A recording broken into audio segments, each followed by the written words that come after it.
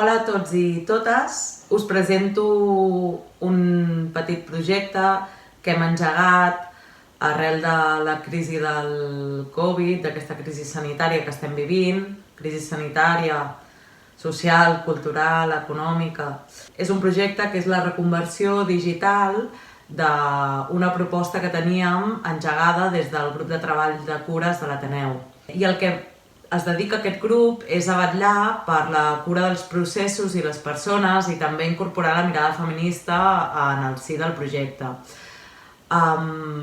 Teníem moltes ganes de poder fer aquestes jornades ara al maig.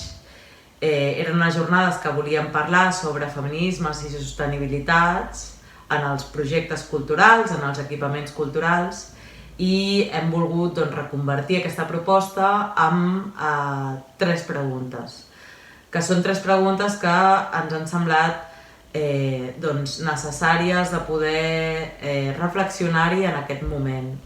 Són preguntes que ens fem nosaltres i que teníem ganes de fer-los a altres, per així també engegar una reflexió conjunta i entre tots i totes poder avançar cap a pensar com sortirem d'aquí, cap on volem anar i com ho volem fer.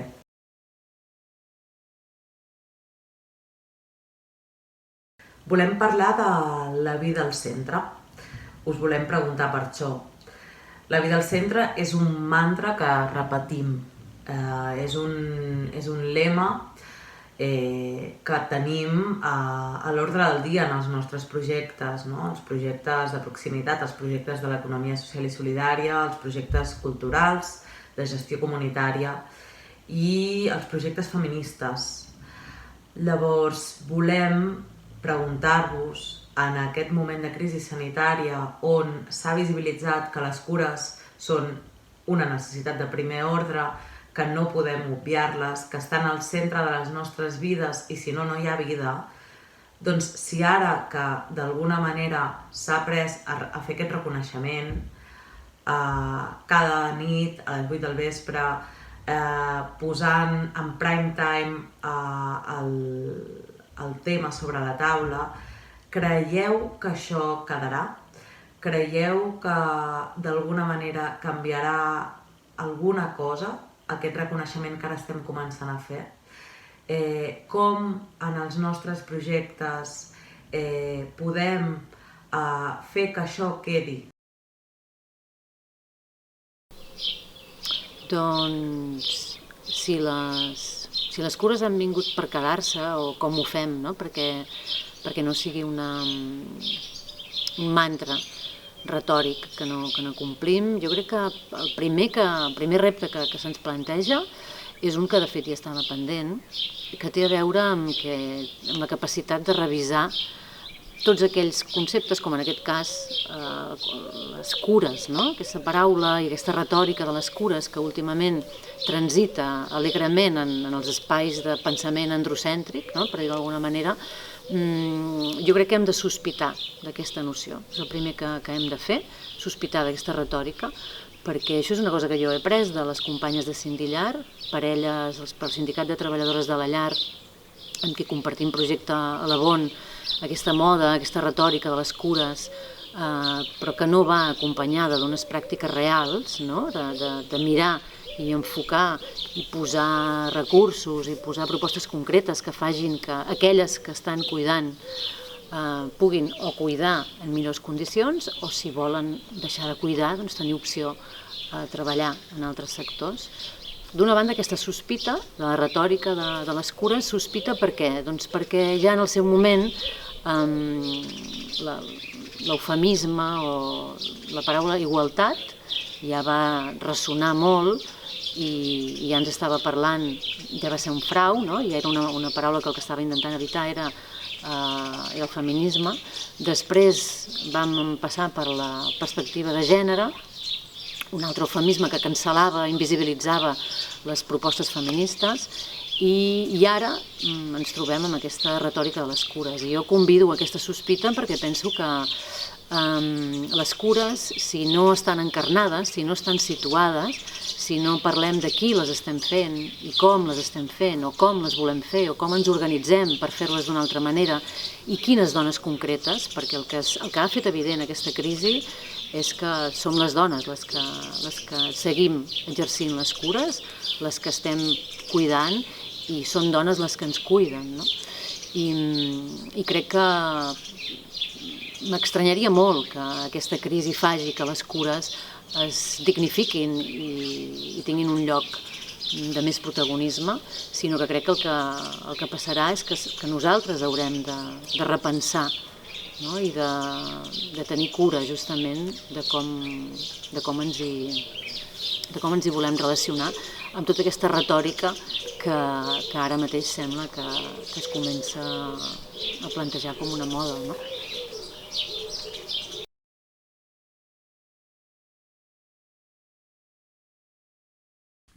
Tant de bo aquest mantra hagi vingut per quedar-se, no? O sigui, en el context actual entenem que aquest sistema és agressiu i que les cures són l'única solució per pal·liar aquestes violències sistemàtiques. Per tant, que hem de canviar tant el relat com també la pràctica, que les cures no poden estar al marge. I les hem de tenir presents en dos nivells, en l'individual però també en el col·lectiu, no? I entenem que tot allò comunitari també transita en un mateix, no? Que l'autocura i la transformació personal són bàsiques. Llavors, vam reflexionar i vam tirar 4 línies de treball per com canviar aquestes inèrcies, no? La primera és practicar la sostenibilitat, preguntar-nos sempre fins on podem arribar. Que el mantra de la vida al centre sabem que entra en contradicció amb els ritmes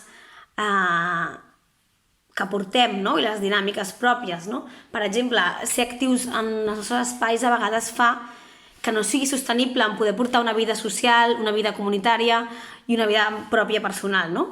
Per tant, no entendre les cures com una tasca més afegida, sinó que construeixi una pota més dels nostres espais, no?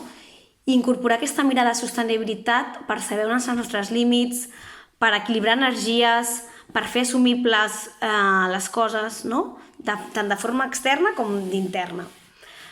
L'altra manera de canviar les inèrcies haurà de ser qüestionar-nos el com fem les coses, no? Com hem fet les coses fins ara. I encara tenim molt pendent el construir espais de relacions sota la comunicació, el respecte i la honestedat, no? Després, fer efectiu l'espai físic de cures, no?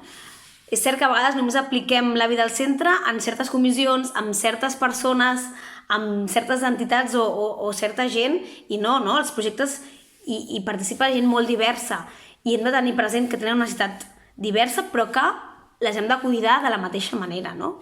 Amb aquesta manera de fer les coses. I finalment vam decidir que havíem de ser valentes, no? I incorporar les cures amb els nostres projectes de forma troncal, que siguin pilars d'aquesta transformació social, no? Que tothom practica el cuidar i el cuidar-se, però que no li acabem donant valor ni de forma estratègica ni de forma política molts cops, no?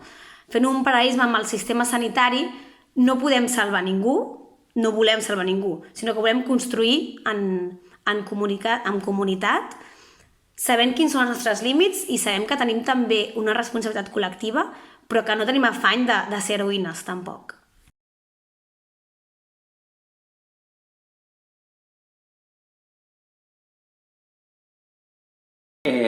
Una prèvia i dues idees. La prèvia seria sobre aquesta idea que la pregunta ens demana que fem un pronòstic, no?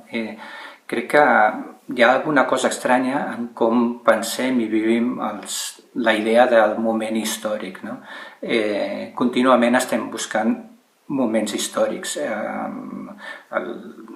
L'1 d'octubre, el 15M, els 11 de setembre, la consciència històrica, la consciència que mirant al passat hi ha moments que són explicats com moments en què tot va canviar, ens fa estar a l'expectativa de detectar moments històrics en present, que qualsevol cosa que passa ara suposem que ho canviarà tot. Jo crec que aquí en part gestionem les nostres ganes de que realment canviïn les coses i en part gestionem les nostres pors i potser les evidències del que passarà després de la pandèmia no són tantes com per definir aquest gran moment de canvi total. I les dues propostes, una té a veure amb pensar les cures en el món del treball i la segona té a veure amb pensar les cures i la vida en el centre en el món de la cultura. Sobre el món del treball crec que és bastant habitual que parlem de cures quan parlem de temes com la conciliació, etc, de com el treball obstaculitza la vida fora del treball. Però no sé si ho fem en la mateixa mesura pensant que el treball és també un temps de vida en si mateix. Un exemple que tinc al cap és que quan es munten reunions, moltes vegades una reunió és una situació en la que s'hi dedica molt de temps, en la que a vegades la gent surt frustrada perquè no han decidit res, o al revés, quan una reunió funciona bé és perquè algú, o sigui algú en particular o algú col·lectiu, ha pensat bé per què ens trobàvem aquesta estona, quins temps ens dedicàvem a escoltar-nos totes les persones, ha tingut cura, no només des del punt de vista d'eficiència, sinó també des del punt de vista del benestar de les persones que estaven en aquesta reunió, ha fet tasques de cura perquè aquesta reunió sortís bé.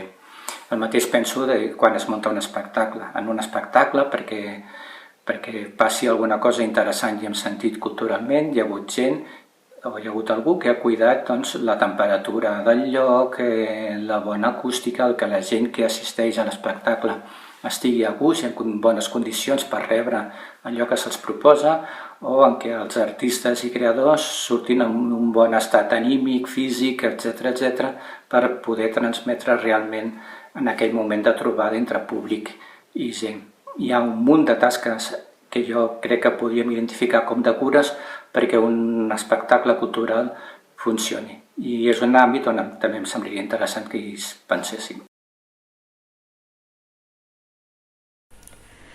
Tant de bo. Crec que per una banda és molt positiu perquè ho hem vist davant nostre i ho hem viscut i d'alguna manera tot el que sigui viure les coses doncs, és un aprenentatge molt més potent que només quan ens ho diuen o ens arriba, però tot i així crec que segueix sent difícil perquè normalment qui sosté la vida ja ho sap i qui no és que té un privilegi i perdre un privilegi sempre és difícil, no? I sempre hi ha reticències perquè s'està molt bé tenint aquest privilegi.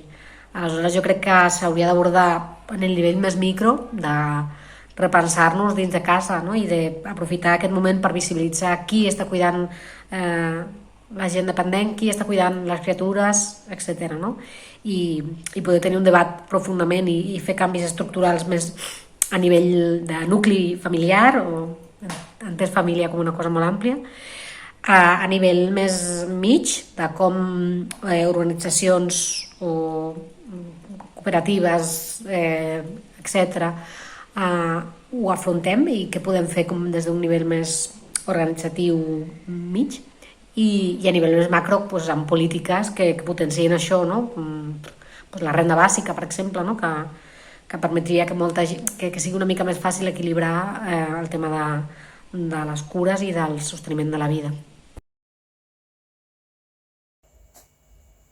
Sí, los cuidados han venido para quedarse.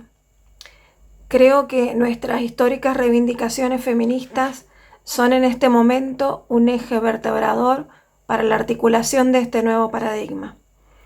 Tenemos derecho a una política de cuidados como responsabilidad social colectiva. ¿Cómo cambiamos inercias y cotidianeidades? Asumiendo que el cambio es político, proponemos la reducción de jornada, la reorganización horaria del trabajo, trabajar en horas por proyectos, espacios regulares de encuentros dinamizados, con formaciones en gestión de conflictos y gestión de las emociones, de la corresponsabilidad de la vida cotidiana y del cuidado como ética.